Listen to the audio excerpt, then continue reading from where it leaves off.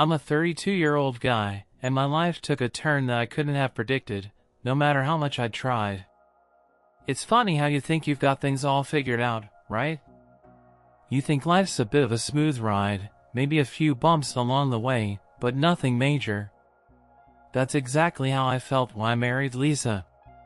She was perfect, beautiful, smart, and we just clicked. People would say we were a power couple from the start, and I guess I thought that too. But man, was I wrong. Let's backtrack a bit. About a year ago, I got some news that changed everything.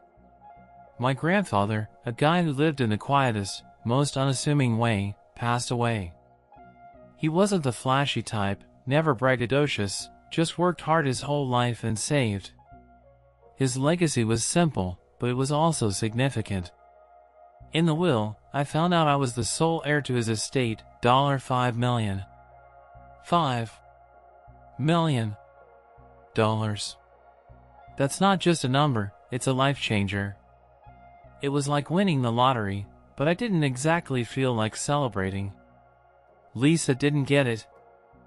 I remember the night I told her about the inheritance like it was yesterday.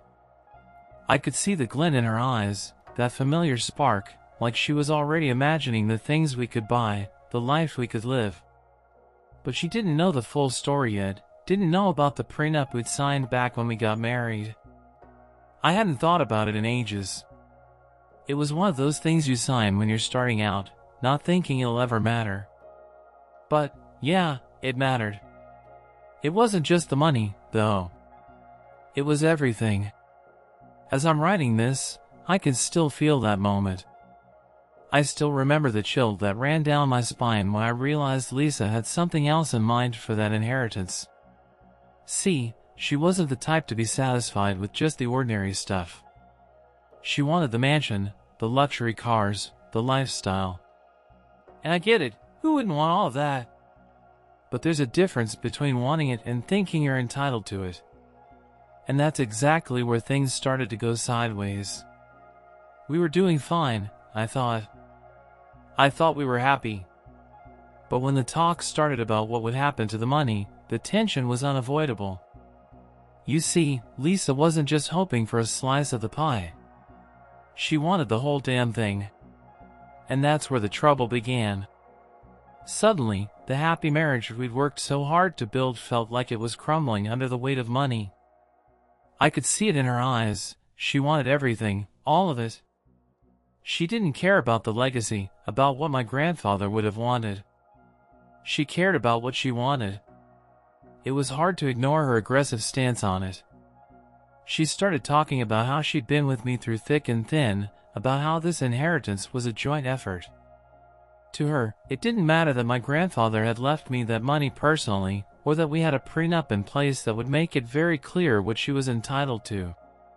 The more I tried to reason with her, the more I could see the greed take over. Her logic? If we were divorcing, why shouldn't she take everything? She was already planning on how she could claim it all. She had her lawyer on speed dial, talking about how the prenup wasn't worth the paper it was written on. She kept repeating that, hoping it would make me doubt it, make me second-guess everything. But she had no idea what was coming. I'm not one to back down easily, and at this point, I felt like I was in the fight of my life. The thing is, I didn't want to fight her, but I had no choice. I wasn't about to let her take what was rightfully mine. The prenuptial agreement was solid. It had been drafted with one specific thing in mind, to protect what was mine, even if things went south. And things were about to get very, very ugly. The worst part? The absolute gut-wrenching part of it all was that I didn't even want this. I didn't want the money to come between us. I didn't want it to destroy what we had built. But with every word that came out of her mouth, every demand, I could feel myself being pushed into a corner. And that corner was the last place I wanted to be. I can't forget the night she gave me the ultimatum. It was one of those cold, rainy evenings where everything feels heavier than it should. She told me that if I wasn't willing to give up the inheritance or at least share a big chunk of it, then we were done. Divorce papers were ready to be signed, just waiting for me to make a choice. That's when I knew this wasn't about love anymore. This was about control. I took a deep breath, sitting there, the weight of the situation crashing down on me. The woman I had once trusted, the woman I had believed in, was now standing before me like an enemy. My thoughts were racing, but one thing stood clear in my mind. I wasn't going to let her take me down without a fight. But there was something she didn't know. Something she hadn't even considered. The prenup. I wasn't going to lose everything. The moment I knew this wasn't going to be easy was when Lisa sat me down and looked at me with that cold, calculated stare. You know the one, the kind of stare that makes you realize that all the love and history you thought you had are just empty words now. I thought we were having a normal conversation, a little chat about the divorce, but this wasn't normal. Not by a long shot. She wasn't just talking about splitting the usual stuff, the furniture, the bank accounts, the car. No, this was something else. She leaned in, her voice dripping with that fake sweetness she could turn on whenever it suited her. You know, we've been through so much together. All those years, all the sacrifices I've made for this marriage. I think we both deserve to be taken care of, don't you? At that moment, I realized what she was saying. She wasn't asking for half. She wasn't even asking for what was fair, according to the prenup. She was asking for everything. And it hit me, she wasn't just trying to grab a piece of the pie, she was after the whole damn bakery. All of it. I tried to keep calm, though my heart was pounding like a drum in my chest. Lisa, we've talked about this, I said, keeping my voice steady, even though the anger was building up inside me. The prenup is clear. I don't owe you anything beyond what we agreed on. Her face changed instantly. The sugary smile vanished, replaced by something much sharper, something darker. You really think that's going to stop me? She hissed, the venom in her words catching me off guard. That piece of paper isn't worth the air it's printed on.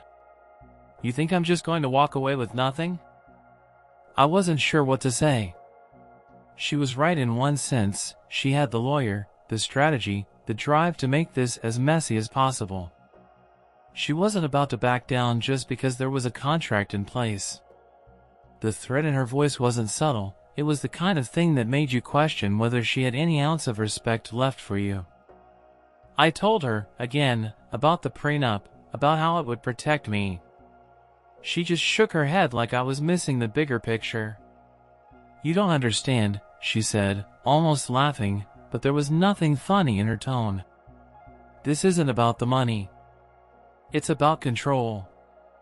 It's about what I deserve, what you owe me after everything. The fact that she was talking like that, like she deserved everything, stung.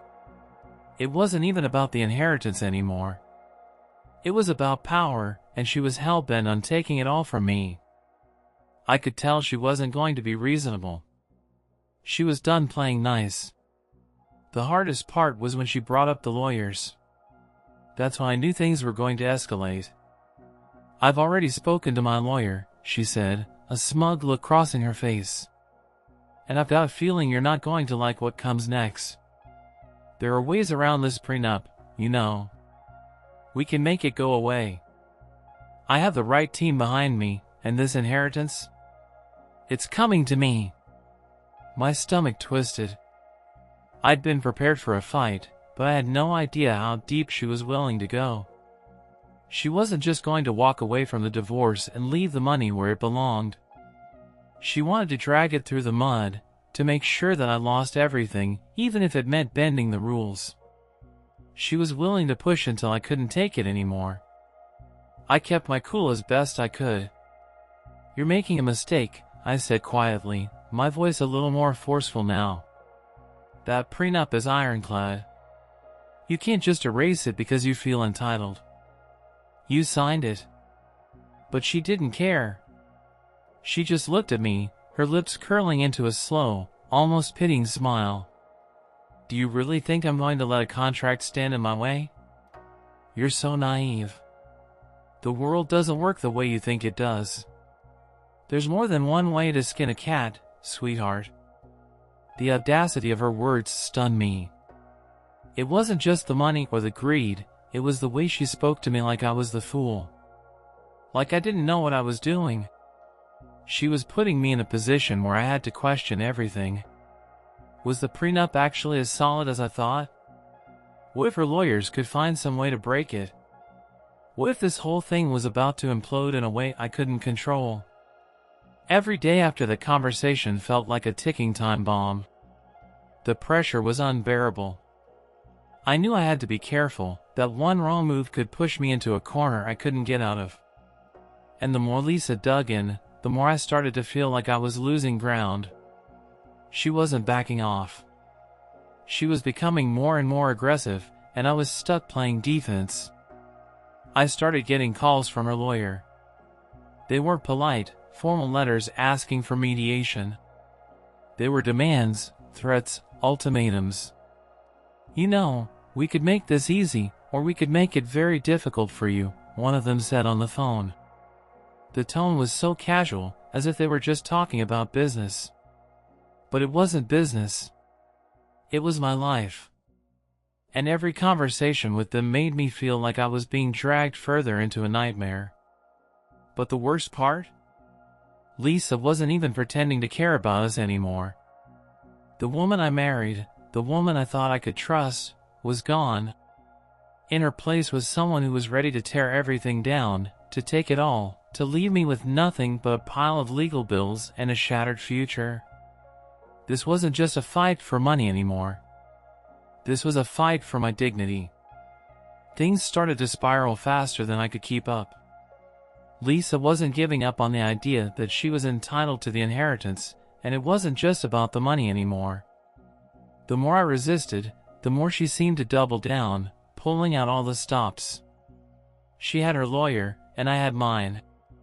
But it wasn't just a legal battle, it felt like a full-scale war, and I was stuck in the trenches, trying to figure out where the next attack was coming from. I started getting texts at all hours.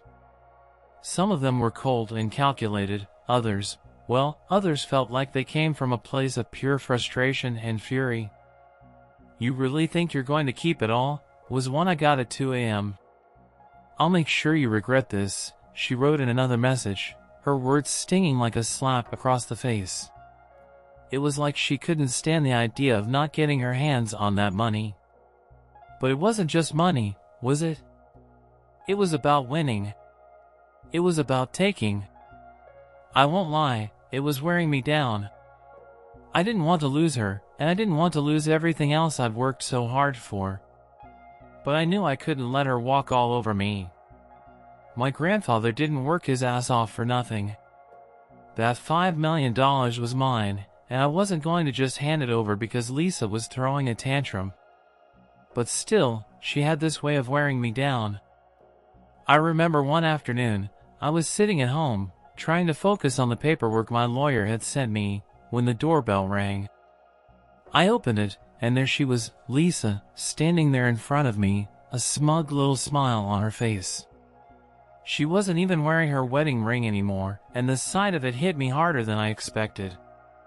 She didn't wait for an invitation. Just walked right in. "We need to talk," she said, her voice sharp. I didn't invite her inside, but she made herself comfortable anyway, sitting on the couch like she owned the place. It was like she couldn't wait to tell me how she was going to take everything from me. "I've spoken to my lawyer again," she said, leaning forward as if she was about to drop some huge bombshell. "I'm not going to settle for the prenup. I'm going to fight it. And I'll win." I tried to stay calm, but my blood was starting to boil. "You're wasting your time," I said. "The prenup is ironclad. You can't just wish it away. It's legal, and you signed it." She tilted her head, a mock sympathy crossing her face.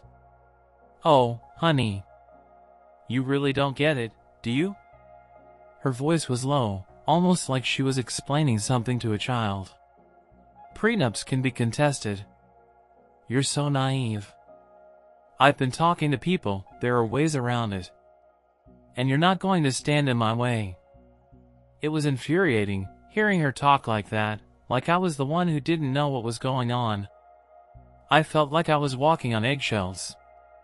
One wrong move, and she'd have me exactly where she wanted me. But I wasn't about to let that happen. Not without a fight. I told her again that the prenup was non-negotiable. I even brought up specific clauses, ones that would make any legal challenge fall flat. But she wasn't listening. She kept pushing, trying to chip away at my resolve. I could see the wheels turning in her head, each new thought twisting her into something I didn't recognize. I took a deep breath, trying to stay collected. Lisa, I'm not trying to hurt you. But I'm not going to let you take what's mine. She laughed, but it wasn't a laugh of humor, it was sharp, mocking. Oh, trust me, you're already hurting me. The way you're holding onto that inheritance like it's your whole life, it's pathetic. Something inside me snapped. I stood up, pacing around the room. It is my whole life. I shouted, my voice rising before I could stop it. You don't get it. This money isn't just about me. It's about what I've worked for, what my grandfather worked for. And I won't let you destroy it. Not for you, not for anyone. She was quiet for a second, maybe taken aback by my outburst. But then she straightened up, her face softening into a look I couldn't read. You're making a big mistake. You really are, she said. But I'll give you one last chance. Walk away from this. Let me take what I deserve, and we can part ways, no hard feelings. I looked at her, weighing her words. I couldn't believe how far she'd fallen. We were past the point of no hard feelings. There was no going back now. Do you really think I'm just going to give in? After everything? After all we've been through? I shook my head, my voice shaking now. You've changed. You're not the woman I married.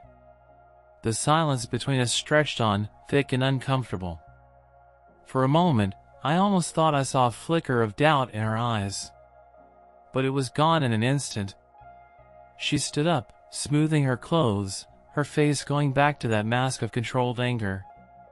Fine, she said, her voice barely a whisper.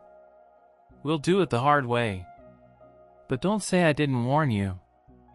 And with that, she walked out the door, leaving me standing there, heart pounding, thoughts racing. This wasn't over. Not by a long shot. She was serious about taking me down, and I was just as serious about not letting it happen. The fight was on, and there was no telling how ugly it was going to get. The day of the hearing finally arrived, and I could feel the tension in my bones.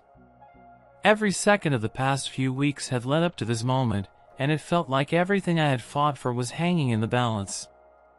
I had tried to prepare myself for what was coming, but you can never truly be ready for a battle like this.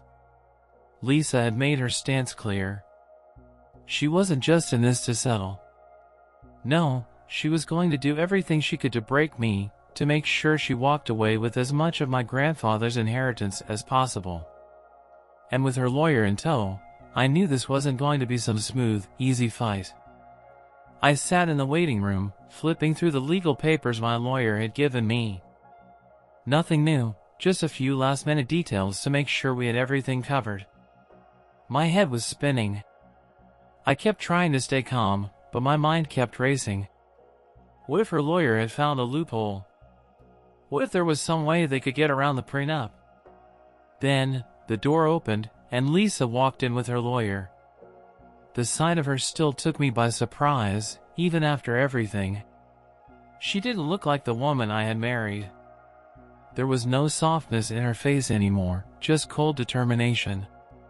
She was there for one thing, and one thing only, to get what she thought she deserved. She didn't even glance at me as she sat down, a little too stiffly for my liking.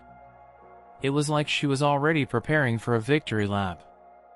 I hated that. We waited in silence as the lawyers exchanged pleasantries, their words a blur to me. I was focused on the fact that, in a few minutes, everything would be on the line. I had the prenup, but would it be enough? Would the judge see it the way I saw it? And if they didn't, I had no idea what I would do. Then, it was time. The judge entered, and the room fell silent. He was an older guy, and I could tell he'd seen more than his fair share of messy divorces. But this one? This one was personal. The tension in the room was palpable as he took his seat, his eyes flicking over to Lisa and then to me. We're here today to settle the financial division in a divorce between Mr., my last name, and Mrs., her last name, the judge began. I understand there is a prenup in place, but both sides have raised concerns about its validity. He turned to Lisa's lawyer. Let's hear from you first. Lisa's lawyer stood up, all polished and smooth, like he was about to sell me the Brooklyn Bridge. Your Honor, he began, his voice confident, we are here today to ask for a reconsideration of the prenup on the grounds that it was signed under duress, that my client was not fully aware of the implications, and that the inheritance in question was not something she had anticipated when agreeing to the terms. I could feel my blood pressure rising. Duress?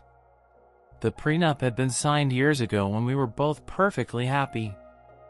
It wasn't like I had forced her to sign it under some shady circumstances.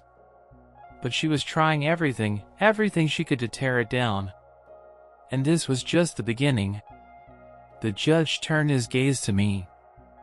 It was my turn now, and I stood up, trying to keep my voice steady. Your Honor, I stand by the terms of the prenup, I said, forcing myself to look confident, even though my hands were shaking. It was signed willingly by both parties, and I've done nothing to hide the inheritance from my wife. The money in question was my grandfather's, and there is nothing in our agreement that suggests it should be divided. Lisa's lawyer immediately jumped in, trying to counter.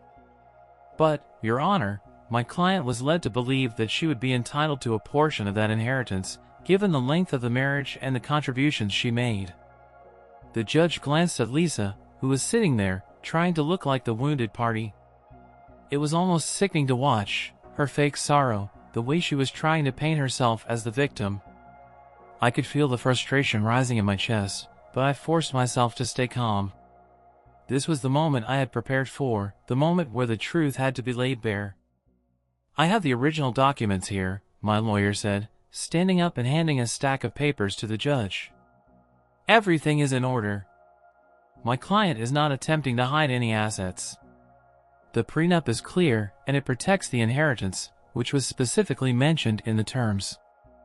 I held my breath as the judge skimmed over the papers, his eyes flicking from one page to the next. It felt like an eternity, but finally, he set them down and looked up at both of us. Mr., my last name, Mrs., her last name, he said, his voice firm, after reviewing the documents and hearing both sides, it is my judgment that the prenup stands. Mrs., her last name, your request to contest it has been denied. I don't know if I felt relief or shock, but I definitely felt something. A weight had lifted from my chest, but the reality of it didn't sink in immediately. Lisa's face went pale, and I could see the shock in her eyes. It was like the rug had been pulled out from under her, and for the first time in weeks, I felt like I could breathe again. Furthermore, the judge continued, I want to remind both of you that any further attempts to alter the terms of this agreement will result in sanctions. It's time to move forward. Lisa's lawyer was already gathering his papers, looking like he'd just been punched in the gut. Lisa was still sitting there, frozen, her mouth hanging open like she was trying to come up with something to say.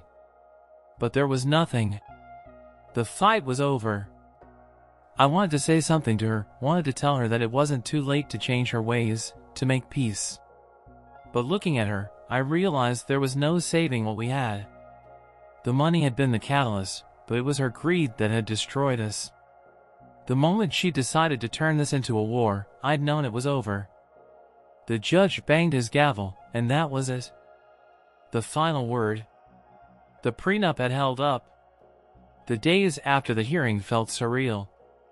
It was like I was walking through life in a daze, trying to process everything that had just happened. The weight of the divorce had finally lifted, but it didn't feel like a victory. It didn't feel like anything, really. It just felt like an empty space, like the life I had imagined for myself had crumbled into dust and left me standing in the ruins, trying to pick up the pieces. Lisa wasn't speaking to me, not that I really expected her to. She disappeared, leaving me with nothing but a pile of legal paperwork and the shattered remnants of a marriage I once believed in. It was strange how quickly someone can go from being your partner, your person, to being someone you can barely recognize. One moment, we were building a life together. The next, she was trying to tear it all apart for the sake of money. I thought about what the judge had said, how he'd warned her against trying to contest the prenup again. Part of me wanted to feel sorry for her. Part of me wanted to think that maybe, just maybe, she'd come to her senses, realize that the fight wasn't worth it. But deep down, I knew it was over. The inheritance didn't make me happy. The $5 million had been a gift, but it was nothing more than a number on paper. It couldn't fill the void that had opened up in my life when Lisa had shown her true colors. What I realized in the aftermath of all this was that the money had always been secondary. It was the principle of it, the idea that someone would go to such lengths to take something that wasn't theirs. And the idea that someone I had loved would change so completely, just because of a number. It took me weeks to shake off the feeling of betrayal. Weeks of sleepless nights, pacing around my apartment, wondering what went wrong. Had I missed the signs? Was there always this dark side to her that I'd never seen? I didn't have answers to those questions, but what I did have was clarity about one thing: the fight was over. The prenup had stood its ground, and I had kept what was mine. In the quiet moments, when the dust had settled, I had time to reflect on my grandfather. He had always been so modest, so humble in his ways. I couldn't help but think that he would have been disappointed by what had happened. Not because of the money, but because of the way I'd allowed my life to be so easily upended. The truth was, I had never truly considered what would happen if something went wrong. But in the end, the inheritance wasn't really the issue. The issue was me. I had let greed, desire, and ego cloud my judgment, not just about Lisa, but about everything. And then there was the guilt. I couldn't escape it. I had to face it. Despite everything that had happened, I still felt a pang of guilt every time I looked at the money. It wasn't what I had wanted. I didn't want to have to fight for it. It wasn't about the luxury cars, the mansions, or the status that the money could buy. It was about a simple, quiet life, one that had already been thrown into chaos. But even in the midst of all this, I realized something important. I had made it through. I hadn't let her take everything. And that wasn't just about the money, it was about my self-respect, my dignity. The divorce was finalized a few weeks later. Lisa got what she was entitled to, nothing more, nothing less. And I got to keep the inheritance. The battle had been brutal, but I had come out the other side a little wiser, a little stronger. The house was quieter now, and the weight of everything that had happened lingered in the background, but I was learning to breathe again. To move forward. To start over. I took some time to think about what I wanted to do next. I couldn't stay stuck in the past. The inheritance was mine to keep, but the real prize was the future I could build from here. There were lessons to be learned in all of this. Lessons about trust, about money, about what really matters in life. And I knew one thing for sure, I wasn't going to make the same mistake again. So, as I stood in the quiet aftermath of it all, I couldn't help but feel a strange sense of freedom. No more manipulation, no more games. It was just me now, standing on my own 2 feet. And for the first time in a long time, I was ready to move forward. Whatever that looked like. I was done looking back. I had the money. But more importantly, I had the clarity. And that, in the end, was worth more than anything I could have imagined.